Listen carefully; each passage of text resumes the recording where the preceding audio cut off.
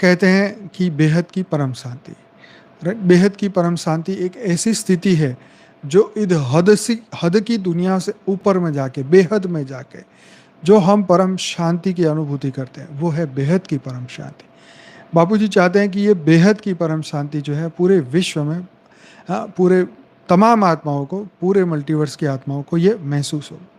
तो जिसने जो समझा उन्होंने उसका अंतिम लक्ष्य बता दिया। चाहे समाधि बताई, चाहे ओमकार कहा, चाहे शून्य में कहा, चाहे ओम कहा, पर जाना कहाँ है? इसी अवस्था में जाना है। परंतु शास्त्रों के अनुसार, उनके ज्ञान के अनुसार, उनके ध्यान के अनुसार ये जो स्थितियां हैं वो स्थिति आत्मस्थ होके खत्म हो जाती है।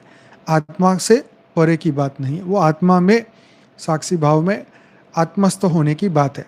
लेकिन यहाँ पे उन्होंने ये बात, यही शब्द यूज़ नहीं किया। उन्होंने कहीं ना कहीं एक शब्द पे अंतिम लक्ष्य बता दिया कि ओम में स्थिर हो जाओ, समाधि में स्थिर हो जाओ, ओमकार में स्थिर हो जाओ। और गौतम बुद्ध ने शून्य कह दिया कि शून्य में स्थिर हो जाओ। तो उन्होंने विचार की शून्यता को ही अंतिम स्थिति मान ली, परंतु मूल स्वरूप के ऊपर ध्यान नहीं गया, राइट। मनुष्य का जो मूल स्वरूप है, उसके ऊपर तो हद की दुनिया की बुद्धि वहीं पर आके अटक गई कि इससे ऊपर की तो हमारी बुद्धि है नहीं, तो हम यहीं पर ही शून्यता की अनुभव करें, तो बस यही हमारे लिए बहुत बड़ी बात है, राइट। परंतु जैसे जैसे आत्मा की अथाह गहराइयों में जाएंगे, आत्मा की अथाह गहराइयों में जाएंगे, तब इन सभी स्थितियों से ऊपर उठते उठते अंतिम ध्यान जो आएगा वो अपने स्वरूप का ध्यान आएगा। स्वरूप वही जो रियल में हमारी वास्तविकता है। हद के ज्ञानियों ने उसे आत्मा की अंतिम स्थिति बता दी, क्योंकि आत्मा से आगे तो कोई कुछ नहीं जानता।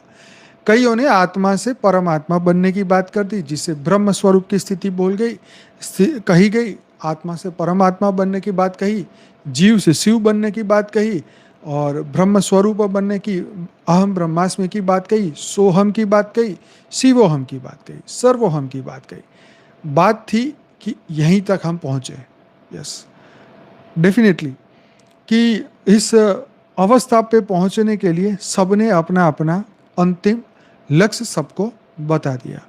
अब आत्मा की अथाह गहराइयों में अपने स्वरूप का ज्ञान तो है, सामान्य मनुष्य नहीं जान पाएगा, क्योंकि वो आत्मा को जानना नहीं चाहता। वो सोचता है कि मैं आत्मा को जान के करूँ क्या। कई लोग बोलते हैं कि हम अध्यात्म में जाके करें क्या, तो हमें तो ये चाहिए, हमें तो ये चाहिए, हमें तो दुनिया चाहिए, हमें तो सक्सेस चाहिए, हमें तो भौतिक जगत चाहिए, हमें तो ये चाहिए। तो ये चाहिए के चक्कर में जो है वो आत्मा को नहीं जान पाते, और फिर आप जानते ही हैं पुनः जन्म तो राह देख के बैठा ही है।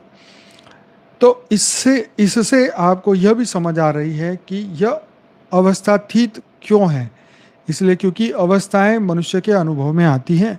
यह बात अनुभव के भी परे की बात है, मन के परे की बात है। जैसे जैसे आप ध्यान की गहराई में उतरते हैं, आप गहन शांति का अनुभव करते हैं।